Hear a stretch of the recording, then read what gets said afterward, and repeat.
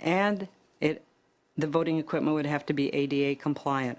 Poll workers, because we were hiring less of them, not the 550 or more that we hire, poll workers would receive enhanced training to assist all voters under federal and state laws, language and disability, and so on. We would provide drop-off boxes for the vote-by-mail ballots in all city clerks' offices, secure, and of course at all vote centers. The advantages to groups. How would this help the turnout with specific underrepresented groups? I think the biggest underrepresented group in our county is the students. Now, what you have there is the percentages, which will look a little screwed, but they're percentages of those of how they voted, not of the total registered voters. You can see the age group 18 to 22, while just a few voted, still 58%, the red mark, voted by mail. And as you get older, the 65-year-old group, which we have a lot of, 80% voted by mail. So, but we still have that green bar, and how do we get those people out to vote? I think there, both the suggestions by Mr. Schwab and Mr. Kelly would help. As I go through all of these, the problem is with, here we have the general election in 2012. You get a little bit more participation than before, but you still have some people that have registered and do not come out to vote. Still, our age groups, look at the age group that is not voting. And then you get to the primary of 2014, my goodness, they hardly turned out at all. And here's the general election. Can you turn that off? Escape. So how can we help these groups of voters in our county? It is largely the younger age group that is not voting. I believe by having a vote center, even though we have polling place on campus, but we send ballots to all voters in the county, that would help that. More by receiving a ballot by mail, the ability to vote and return the ballot postage paid, or vote at a vote center would really help that. The working public, of course, as I stated, could vote, in fact, anybody could vote at any vote center. To me, that is a plus in our county when you, even though as small as we are, it seems like 50% of the population jumps in their car to go to work someplace else. For language and disability voters, we'd have increased access by having better trained poll workers at those locations. Students can re-register on election day by registering at, and they would get the correct ballot for their domicile.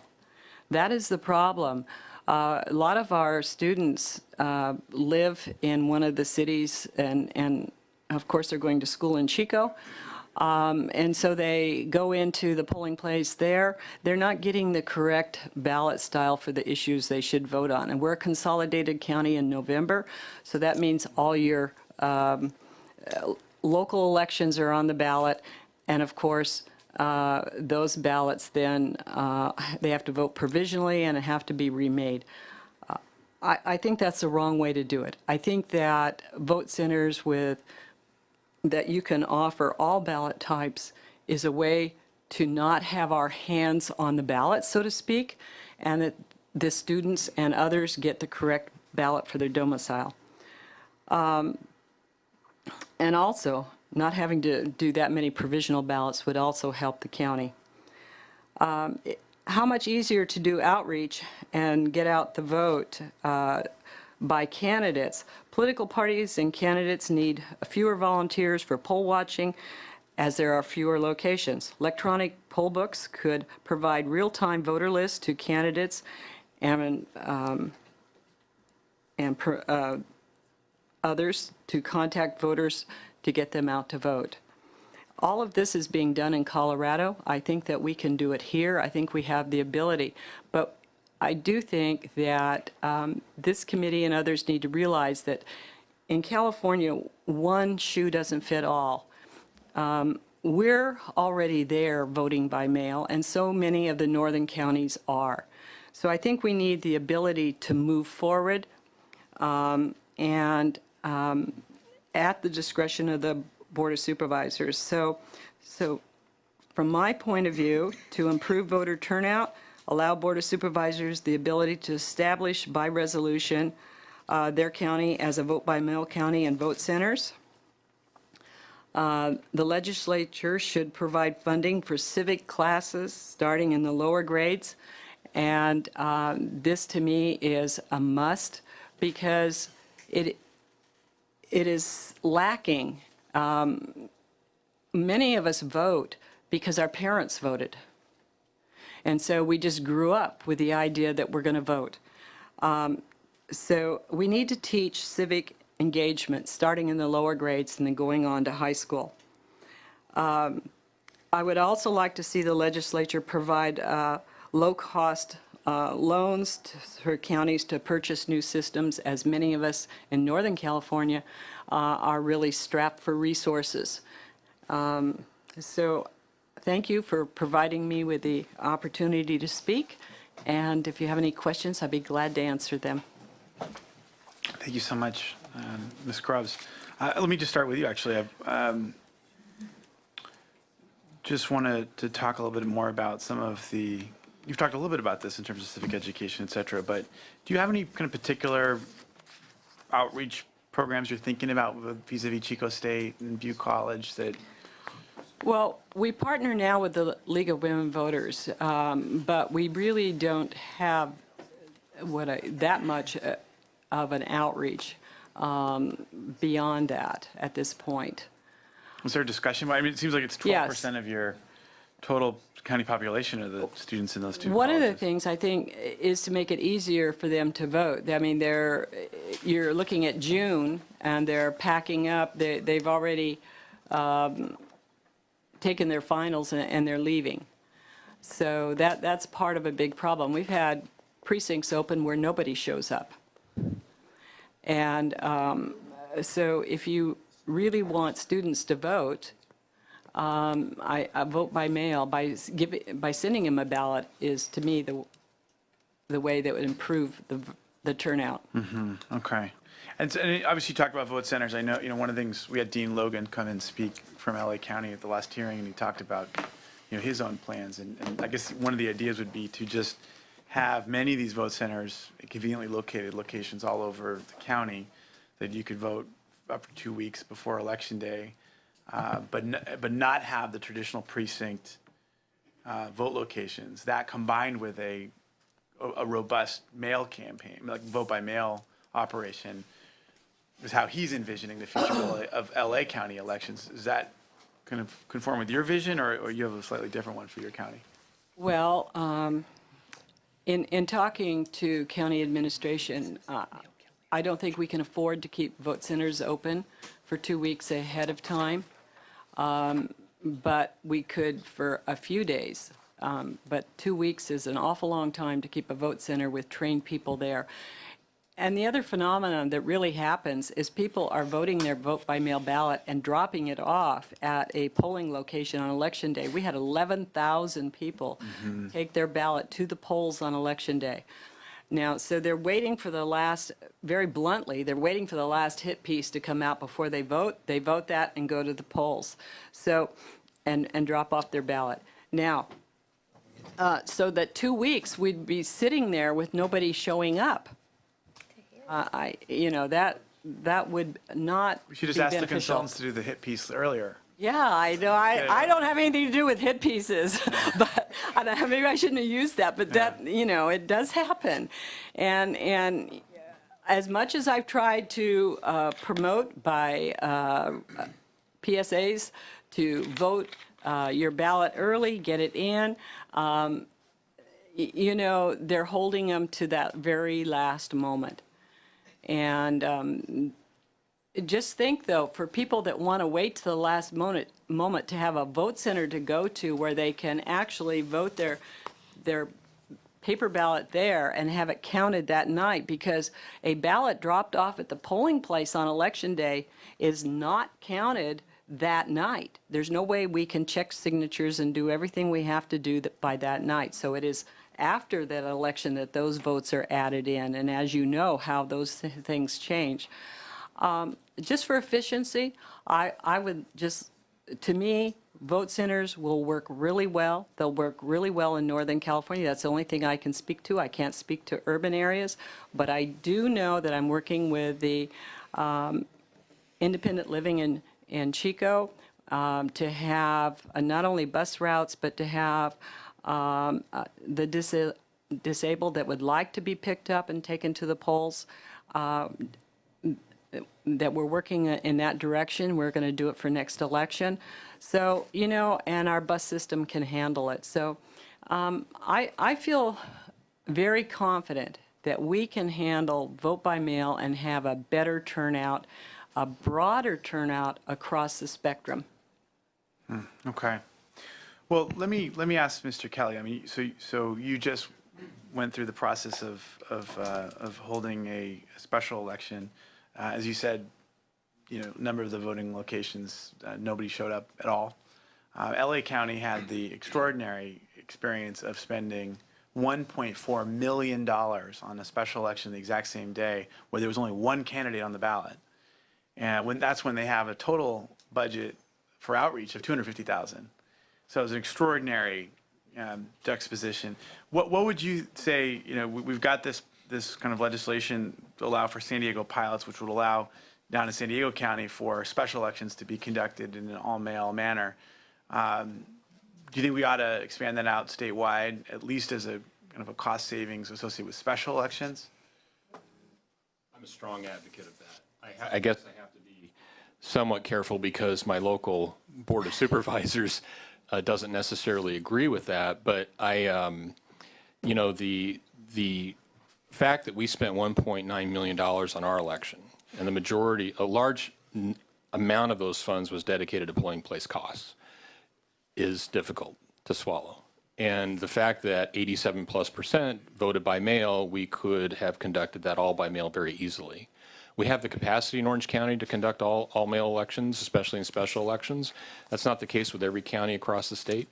But in answer to your question, I would certainly agree with that as the president of the association, not necessarily as representing Orange County. Why do you think it doesn't work across the state?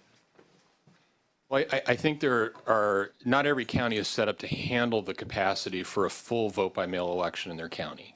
Many counties are. For example, handling the incoming volume, handling the outgoing volume. Not every county is set up to do that. So that's something just to take into consideration. Isn't it easier and less expensive than a full precinct election operation, which is what they have to do right now? Absolutely, Mr. Chairman. The thing is, you have to be set up from an infrastructure standpoint to be able to handle that volume of mail. Mm-hmm. And that's the main key. And, you know, I don't have the statistics to provide to you, but there are certainly some counties that wouldn't be able to handle that from a countywide perspective. Okay. All right. And let me ask you, as you know, we talked about the money associated with outreach resources. You know, if the state was able to help counties conduct voter outreach, how would you want that money to be spent? And how would you advise us to think about new monies in this area? I definitely think the civic engagement, the civic education is very important. Reaching them at a younger age is critical. We found that our outreach programs in Orange County that reach the high school students is very effective. Not only are those students registering to vote, they're actually casting ballots, which is one of the key metrics. And they're also volunteering as poll workers, which is, from a selfish standpoint, as an election official, is critical. So engaging them at a younger age and carrying that forward, we can capture them for life in many cases. Yeah, and your vice chair talked a bit about that at the last hearing. All right, Mr. Chair. Yes, Mr. Kelly, I was wondering if you had, at the special election, a shortage of volunteer poll workers. That's a great question, sir, and it was difficult to recruit up until the last minute, but we did meet our numbers. Okay. Yes, but it is always difficult. To your point, I think that you're making is that on special elections, it's tough to recruit. And during regularly scheduled elections is sufficient? On the general side, it's much easier. In the June primary, it is very difficult. What, do you know what proportion or percentage of cities in Orange County have off-year elections? Everybody is aligned with our standard elections. Oh, really? So Yes, sir. gubernatorial and presidential? The last one was Seal Beach and came on board. Okay, and it's always June and November? Yes, sir. Okay. To our official from Butte County, appreciate the presentation. It seems like the other demographic that is lagging in terms of participation is also the 40 to 64, 44 to 64-year-old group. What might we be able to impact that you think are likely to get them? Because that's different than high school students and students in college who may be more transient. I would think that is your working age group a lot. And to me, to have no wrong place to vote would they would use it then. They would. I've heard too many times, well, I have to get to work. I don't have time to vote, and I have to travel to one of the other towns. They could just drive by And the 5 cities elections, are they aligned as well? yes, okay. all ours are. Okay. And you mentioned, you didn't say it exactly like this, but what you said, I think I heard is prepaid postage. How much, you have 170,000 registered voters? Yes. So how much do you know it would cost? I think postage would be about $70,000, almost $80,000. And then how much is it to mail each ballot in the mail? Do you know? I don't have those figures with me, maybe about 50 cents to mail. Really? Okay. And might you have a position on standardization because, and this might be you as well, Mr. Kelly, standardization of ballots. In Los Angeles County, we have Scantron, and it's a numerical system, and you have to compare the offices listed with the Scantron and do an ink a vote system. Yes, it's a blast from the past. And, Yes. And it can be a little tedious. So I don't know that I've seen the ballot from your county, but I think it's a little different. Do you have the one where you can fill in next to the name? Is that how Yes, yours we do. works? I have paper ballot, fill in the bubble, yes. Okay.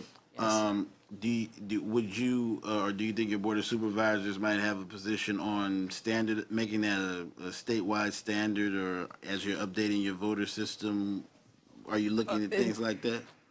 They know we need a new voting system. I will be perfectly honest with this panel, is that my citizens like the touchscreens. And they will use them if we do not have a voter that is Paper. disabled using them. And they do like them. And for that, they can see them. So these new voting systems that are being perfected now that mark your ballot and then it is scanned in, they would like that too. So, but what we need the ability, and I believe all your medium size on down, probably your larger counties, we're not as rich, need a way to finance new voting systems. Okay. And do you have any proposals, since you mentioned that you needed, do you have financing mechanisms? Are there public-private partnerships in Butte County already that is We're waiting forming? for something to be certified, then looking at that, and I would hope that perhaps the legislature could help with that. One way would be leasing equipment, the other way would be long-term financing of equipment. A one-year outlay of equipment would be extremely hard for most counties. Okay. Mr. Kelly, did you have any additional points that were related to the standardization of ballot? I don't know how is Orange County's ballot? Yes, sir. We have the same type of ballot as Butte County, which is a vote target right next to the name. Target, Very, yes. very easy to use. But I do want to make the point that the impact would be tremendous to have vote centers in the state, because as we go down the path of replacing our voting systems, the number of pieces of equipment we would have to purchase for a vote center is much less than if we were having to purchase for the entire county. Okay. And this is a huge impact if we move in that direction. Millions of dollars. Okay. To our Secretary of State representative, do you know if the Secretary, or have you all begun studying whether or not a standardized ballot would help with turnout, voter confusion, ease, and all that? And do you have a position on, I don't think I heard you say prepaid postage. I heard you say mailing out now, and I read the information that the Secretary sent out about automatic voter registration. But what about standardization of ballots and the like? We don't have a position on the standardization of ballots. Okay. And the task force that were mentioned by other speakers with the Chief Justice and trying to invite the Superintendent of Public Instruction, I don't know if they already have a combined task force. I think I heard that. Is the Secretary of State formally a part of those entities, or does he have his own, or is there an emerging structure that he sees he would like to create? Do you know? I believe the task force was formed about 2 years ago before he was elected. Okay. And the Secretary of State previously was not a part of that task Okay. force, but we hope to, we're already in conversations with them, and we hope to eventually get the Secretary on that task force. And was there any, are there any financial resources in that entity, or is it more of a convening organization? I don't think they have any financial resources. I think it's more of a sort of a think tank. Advisory, got it. Yeah, advisory. All righty. Thank you, Mr. Chairman. Mr. Vice Chair? I have a couple really quick questions. So, has the Secretary of State had a chance to look at timelines? You know, one of the issues that I've experienced is I had clients I was delivering mail to the post office during the last week to make sure that those hit pieces hit an appropriate time frame. And I was shocked to learn that the registrar was delivering absentee ballots at the very same time. This was the Saturday before the election. There's no way those ballots could have been turned in a timely fashion. And when I made inquiries as to what data that we track and follow, there was none. What I would really like is for the Secretary of State, I believe Senator Padilla is an excellent guy who really is laser focused on this, but what I'd like to see is some transparency on when, and by the way, every one of these have to fill out a 3602 or 3604 form with the post office. This is all easily accessible. They should perform and see when these ballots went out. We're assuming that people don't want to do it, but they could be voting after the election. And we keep changing that timeline, but we're not addressing the real issue. And part of the real issue is the registrar cannot perform physically in the time frames that we're giving them when we allow people to tie up the courts opposing all the ballot statements on all the initiatives. We need to tighten up the court. This is my personal opinion. We need to tighten up the courts, make those deadlines stronger so the registrar actually can physically do the work. And I think that's been one of the huge problems. The second thing is, any one of my colleagues, if they walked any precincts whatsoever, they found houses of voters who have been dead, or don't live there, or haven't lived there, or it's a vacant lot. And there's been very little effort up to now on purging phantom people from the voter files. So I'd really like to know what we're doing to address purging it, and how many people have been purged because they no longer exist, or, unfortunately have passed away, or they moved out of state. But I haven't seen any of those stats. Here we're talking about tweaking things on the front end, but we haven't taken care of things on the back end that to me are low-lying fruit that skew our statistics because we don't know what those facts are. And finally, I'd like to see more transparency from 58 registrars. I'd like for them to show the numbers of when they mailed the absentees and when they received the responses. This data, as I understand it, is not being collected. And yet I think that how can we make decisions in a committee like this if we have no idea what we're up against? I don't just assume it's all because of people's youth and experience of why they're not voting. I do think that that's one of the elements. But you know, we had a bill last year, the year before that, I joint authored to put polling places on state campuses. And the UC and the CSU system said they couldn't afford it. Well, turns out there's only like 6 campuses that don't have it. And it's absolutely outrageous to me. Instead, they wanted to go to a ballot box. Well, it speaks, ma'am, to your issue. So I have my ballot, I turn it in at the wrong county because I have an absentee ballot and I walk it in there. If it's a polling place, they can address it and take care of it, as opposed to just a drop box. And by the way, why in the heck would taxpayers want to pay for a drop box when the best drop box they have is covered in blue paint called the U.S. Post Office? And they're on every corner. So I think that we have to be smart in our approach moving forward. Absolutely, we want more people to vote, but we want them to vote because they want to continue our liberty. That we're not forcing them, we're mandating them to do it, but they're doing it because they understand that that makes us a free society, unlike any other country of the world. And so seeing these hard stats moving forward, in my opinion, would give us some real ideas of what those problems are. But wouldn't it be outrageous if we found out that 40% of those ballots never had a chance of being voted because they didn't go out in a timely fashion? And those poor folks say, you know, I voted and my vote never got counted and now I've lost. And I can tell you in San Diego County, you know, we had a Senate race that was decided by 26 votes, you know, 1 million people, 26 votes, that's a big deal. In the last 10 years, we've had one water board race where they flipped a coin because it was a tie. We've had several that were under 2 votes. So absolutely, people's votes make a difference. And I pity the poor family member who at Thanksgiving says he forgot to vote, because that would be a very ugly Thanksgiving. But I do think having these stats would give us great insight as to how best to approach this issue. Thank you. I'd love to, do you have anyone here have a response? Any comments on Vice Chair's comments?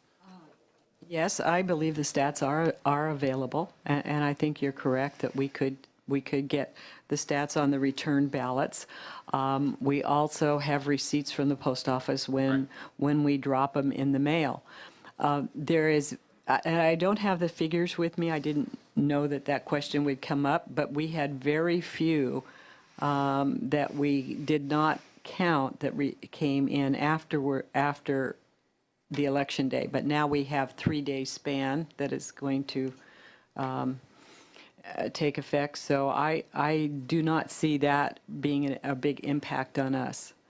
The biggest impact or workload is people dropping them off on election day, and then we have to handle them all after the fact. And on close races, that's when people get really upset because, you know, they're waiting for those last. And as much information as I've gotten out there to try to get people to get their ballot in by before election day, they're hanging on to them. I ran a bill, speaking to your point, I ran a bill when I first got up here that said the next time you reprint the ballots that it would say they must be mailed before election day and received, so that we wouldn't undercount these ballots. Right. And at that time, the Secretary of State said they couldn't afford to do that, and yet we were talking about less than $1,000 to make that change, because it would have gone in the new print, it would have been nothing more than a plate change.